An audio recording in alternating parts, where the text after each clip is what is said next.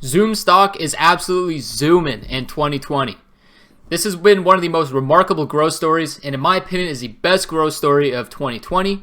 In this video, we're going to be talking about if investing in the stock can make you rich, like the founder whose net worth has soared to $16 billion after the company's meteoric rise.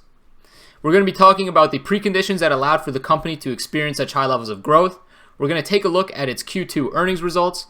We're going to talk about the sustainability and valuation of the company, and we're going to wrap things up with my investment recommendation regarding Zoom stock. So let's not waste any time and let's get right into it.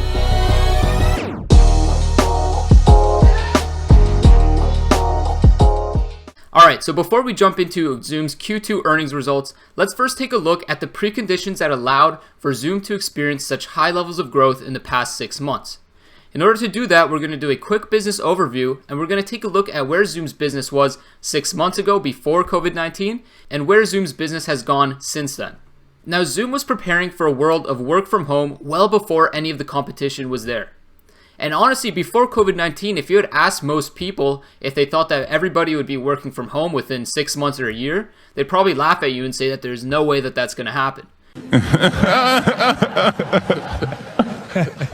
And that's totally reasonable because before COVID-19, nobody was really looking for ways to work from home because we didn't think that the technology was there yet, and we also didn't believe that people would be productive enough while working at home. But because COVID-19 forced everybody to work from home, we realized that people can be productive from working from home, and we can still produce a similar level of output without keeping teams in an office space. And a lot of this was due to the technology that Zoom had developed in the years coming up to COVID-19, which led them to quickly becoming the communication platform of choice for a lot of universities and businesses as soon as COVID-19 hit. But Zoom wasn't necessarily prepared for this level of traffic to be using its service. As we all remember, Zoom's security was pretty poor in the early days of COVID-19, and Zoom bombing, which is where a lot of people would just jump onto random Zoom calls and just start yelling obscene things, became very popular and pretty common among Zoom calls. This led a lot of governments, businesses, and universities to ban the use of Zoom calls. Now, I actually was a victim of a Zoom bomb as I was watching my girlfriend's sister's performance through a Zoom call, and a bunch of what sounded like angsty teenagers just jumped on and started yelling a bunch of obscene swear words and just saying pretty rude things to the people watching. And it just showed you how easy it is to be able to hack a Zoom call, as a bunch of 12, 13, 14-year-olds were able to do that and just, have a good time for themselves. So it just shows you how easy it was to hack into Zoom, and this is because their platform didn't offer end-to-end encryption. Since then, Zoom had instituted a 90-day security plan. And part of that plan involved them buying the company Keybase, which is a secure messaging and file sharing service. And this was all part of their plan to increase the security of their platform, which up to now seems to have worked, as I don't really hear so much about people getting Zoom bombed anymore. And now, since the beginning of COVID, a lot of businesses and universities were using Zoom reactively because they were just scrambling and trying to find ways to remain productive and still keep their employees producing output. But since then, a lot of businesses have switched to becoming proactive in the face of an economy that is going to be supporting working from home a lot more. So COVID-19 caused the initial boost in recognition for Zoom, but since then people have realized that it is possible to remain working from home, and this is going to provide a secondary tailwind for the business, as a lot of businesses are going to be looking for services to allow their employees to continue working from home even after COVID-19 is over. So these were the preconditions that allowed for Zoom stock to become one of the greatest growth stories of 2020. But now let's jump into the Q2 earnings results so that we can take a look at just how successful the company was at capitalizing off of this massive growth trend. Alright, so right away when we're taking a look at Zoom's Q2 earnings results, they show us 3 important growth statistics. The first is revenue, and the second and third are regarding their customer base. In terms of revenues, the company was able to grow their revenues 355% on a year-over-year basis to $633 million. Now that actually represents a 100% increase compared to Q1's earning results, where the company was able to generate around $327 million of revenue. Now in just 1 quarter, the company was able to double their revenues, which is just absolutely astounding.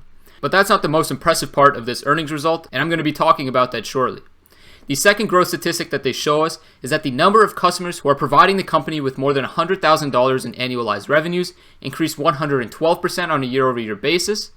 And finally, the number of customers who have more than 10 employees increased by 458% on a year-over-year basis. Now, all of these growth statistics are absolutely incredible and mind-boggling, and a lot of these are due to the preconditions that we were just talking about. Now, while this growth is absolutely incredible, over the last few quarters, the growth trend has shown that it is beginning to slow down. So you shouldn't be expecting growth rates between 300 to 500% for the coming years, because that's probably not going to be happening. But you should still be expecting relatively high growth rates going into the future, maybe somewhere in the range of 20 to 30%. But we're going to be talking about the sustainability of Zoom's growth in a later section of this video. So now that we know that the company experienced incredibly high levels of growth, let's move on to what I think is the most impressive part of this earnings report.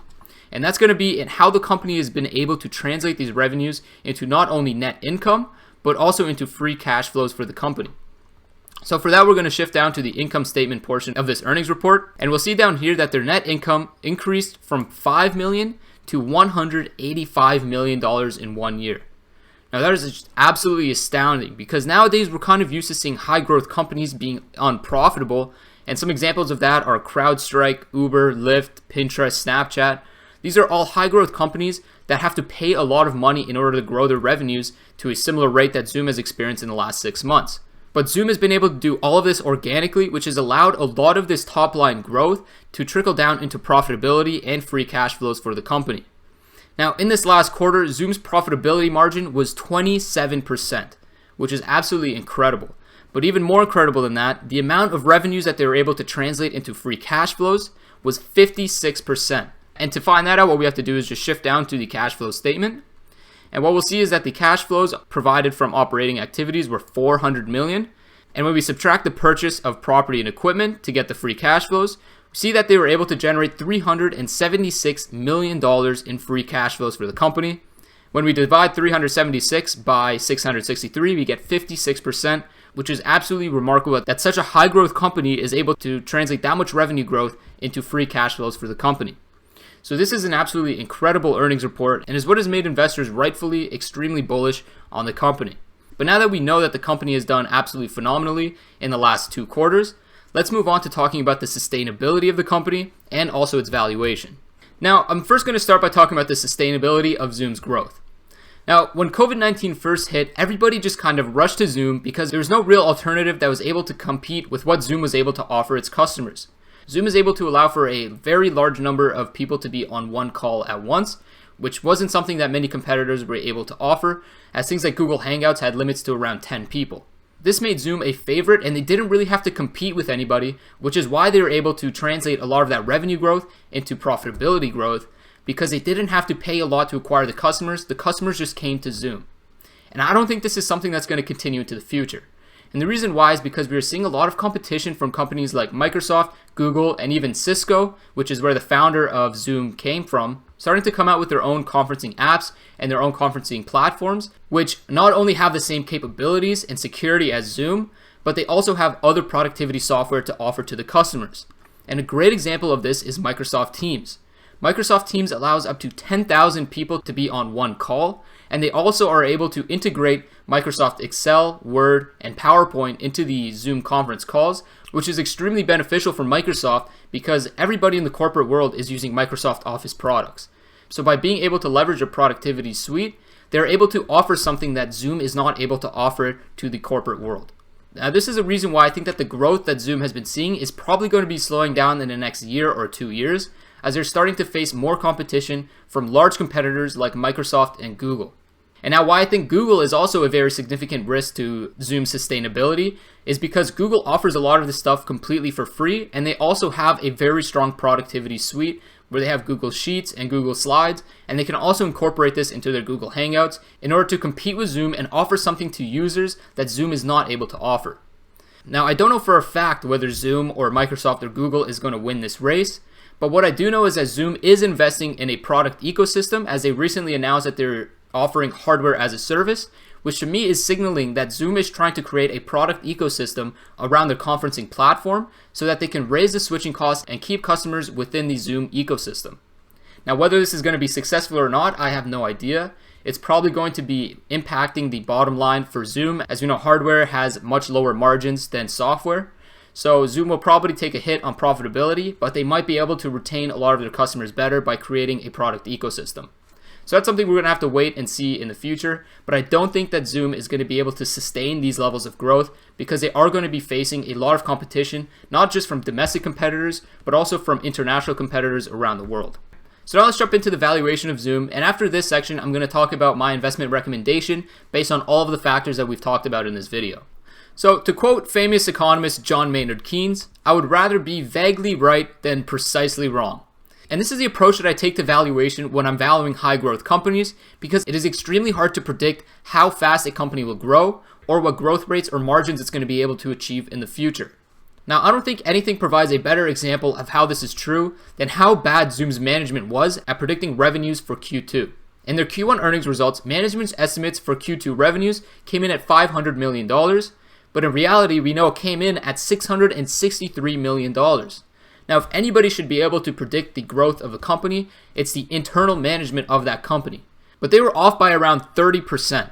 Now, that is very significant. And yes, they did miss by underestimating it this time, but who's to say that they're not going to overestimate in the future? So for that reason, I'm going to be using a valuation method that doesn't require me having to predict future growth or margins.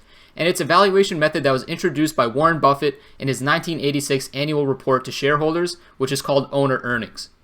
Essentially, what owner earnings does is it calculates the cash that the company is able to produce, and it divides that by a discount factor in order to find the perpetuity value of that company's cash flows, and that is what provides the valuation for the company.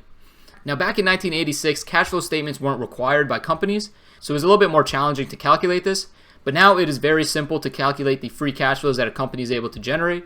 And what I'm going to be doing is using that same 56% that the company was able to generate in the most recent quarter as the amount of free cash flows the company is going to be able to generate for fiscal year 2021.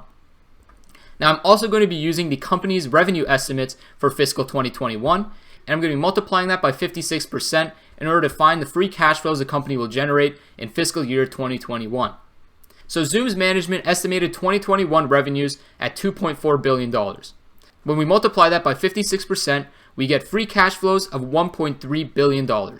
So we're going to be using 3 different discount factors, which is going to provide us with a high, medium, and low valuation. Or another way to look at it would be conservative, semi-conservative, and a little bit more of a risky valuation. So we're going to be using discount factors of 2%, 5%, and 10%. Now, when we take $1.3 billion and we divide it by a discount factor of 2%, we get an intrinsic value of $65 billion for Zoom. When we use a discount factor of 5%, we get an intrinsic value of $26 billion. And when we use a discount factor of 10%, we get an intrinsic value of $13 billion. Now, as I am shooting this video, Zoom is trading at a market cap of $106 billion. So that means that even if we are using the least conservative valuation estimate, the company is still overvalued by around 60%. Now, does that mean that Zoom stock isn't going to be able to continue to push to new highs? Absolutely not. And we've seen in this market that stocks are able to surpass what most rational people would believe is a reasonable valuation. So I'm not saying that Zoom stock will not be able to surpass its highs, but what I am saying is that if you are making a long-term investment in Zoom, currently this is not a good price to be buying into because the market is pricing Zoom as if they already won the competition that they're going to be facing with Google and Microsoft and other international competitors. And that is a very big risk for you to take on as an investor because it means that if Zoom is not able to compete or is taken out by a company like Microsoft and Google, you're going to be losing a lot of money in the long term. So if you are going to be trading Zoom with a shorter time frame, then absolutely Zoom might be able to continue to push to new highs if they surpass revenue estimates once again in Q3. But that's a big risk to take on, and that's not something that I would be comfortable to do with a long-term investment, which is why I'm going to be giving Zoom a sell rating. So what did we cover in this video? We covered the preconditions for what allowed Zoom to become the greatest growth story of 2020 in my opinion. We talked about how excellent the company has done in being able to convert the growth in revenues into net income growth. We talked about how it is likely that Zoom's growth is not going to be sustainable in the long run because they're going to face competition from large competitors like Microsoft and Google and other international competitors. And then we talked about how Zoom's valuation is around 60% overvalued when using the least conservative valuation estimate. So while Zoom has done an excellent job and it is an excellent business that is building out a product ecosystem that might raise switching costs for its customers, I still think that the valuation outweighs the positive benefits that the business has been able to produce in the last 6 months. Do you agree or disagree with my analysis? I'd love to hear about it in the comment section down below, and I look forward to seeing you all in my next video. And before I finish, I just want to make it clear that I'm not a financial advisor, that all these videos are just for your entertainment purposes. But I do hope that you enjoyed this video and learned something new, and I hope to see you guys in my next video. Have a great week.